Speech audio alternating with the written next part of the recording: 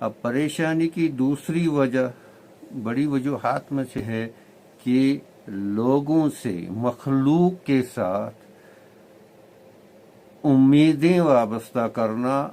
مخلوق کے ساتھ توقعات رکھنا، یعنی انسان مختلف لوگوں کے ساتھ مختلف توقعات رکھتا ہے، دوستوں کے ساتھ، بھائی بہن اور دوسرے رشتہ داروں کے ساتھ، جہاں کام کرتا ہے وہاں کولیگز کے ساتھ، کہ میں نے اس پر اتنے احسانات کیے ہیں، اس کے ساتھ میں نے یہ اچھائی کیا ہے، اب یہ جو ہے اس کے ساتھ یہ میرے ساتھ ایسا برتا، اور اکثر یہی دیکھا گیا کہ لوگ خلاف توقع کرتے ہیں، یعنی جو اس کی امید ہوتی ہے کسی سے اور یہ بہت پریشان ہو جاتا ہے۔ تو یہ پریشانی، اب اس میں جو نسخہ بتایا ہے بزرگوں نے، انہوں نے فرمایا کبھی بھی کسی سے بھی کسی معاملے میں بھی کوئی توقع نہیں رکھنا۔ جب کسی کے ساتھ کوئی توقع نہیں رکھی تو خلاف توقع کا موقع آئے گا ہی نہیں۔ خلاف توقع جب ہوا نہیں تو پریشان ہوا نہیں۔ اب یہ جو خلاف توقع پر پریشان ہوتا ہے، اس کے اندر گھٹن ہوتی ہے، غصہ ہوتا ہے، حسد ہوتا ہے، کینہ اس کے خلاف ہوتا ہے، وہ اسی وجہ سے کہ اس نے اس کے ساتھ توقعات رکھی تھی۔ بندہ مومن نے پہلے لا الہ الا اللہ پڑھا ہوتا ہے، لا میں اس نے ہر مخلوق سے اپنے دل کو صاف کیا ہوتا ہے، ہر مخلوق سے اپنے دل کو صاف کیا ہوتا ہے، اور اس نے اللہ کا یہ ارشاد سنا ہوتا ہے، اللہ ولی الذین آمنوا، اللہ ولی الذین آمنوا، اللہ ہی مومنین کا صحیح دوست ہے، حقیقی دوست ہے۔ بھائیو، جب تک آپ یہ نہ سمجھو گے کہ اصل دوست، حقیقی دوست ہر حال میں، ہر موقع پر، خلوت میں، جلوت میں، سمندروں میں، پہاڑوں پر، جہاز میں، کسی بھی حال میں اللہ آپ کے ساتھ، نحن اقرب الیہ من حبل الورید، ہم بندے کو اس کی شاہراہوں سے بھی نزدیک ہیں، بندوں کے، اور وہ ہمارے ہر حال کو جانتا ہے، اور ہمارے ہر چیز کو دیکھتا ہے، اور ہماری ہر حاجت کو پورا رکھنے کی قدرت رکھتا ہے۔ جب ہم بندہ جب کہتا ہے الحمدللہ رب العالمین، جب بندہ کہتا ہے الحمدللہ رب العالمین، یہ جو رب کا لفظ ہے، یہ رب کا لفظ، اس کو سمجھنا ہے۔ اصل اگر پریشانی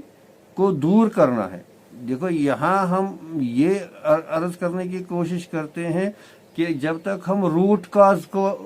ایڈریس نہیں کریں گے، جو بنیادی بیسک وجہ ہے، اب کسی کو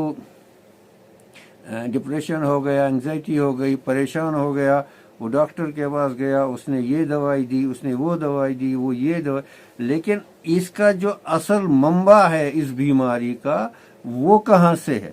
اب جب تک اب قرآن اور حدیث ہمیں اس کی طرف رہنمائی کرتا ہے کہ آپ کہتے ہو سبحان ربی العظیم، اب یہ رب، یہاں بندہ کہتا ہے ربی، یعنی میرا رب، کیا کہتا ہے؟ یہ کہتا ہے میرا رب، سبحان ربی العلی، میرا رب اعلیٰ ہے، میرا رب عظیم ہے۔ اب اس رب کو سمجھنے کے لیے کہ یہ رب کا لفظ ہمیں سمجھاتا کیا ہے اور اس رب میں کتنی مٹھاس ہے،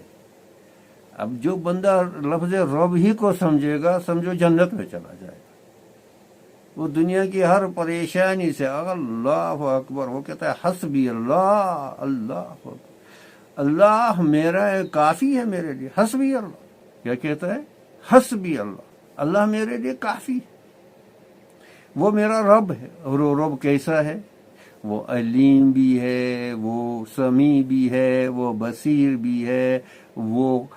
قادر بھی ہے، یعنی میری جتنی بھی حاجتیں ہیں، جتنی چیزیں مجھے چاہیے ان کو، اور جتنے اسباب مجھے چاہیے ان سب اسباب کو پیدا کرنے کی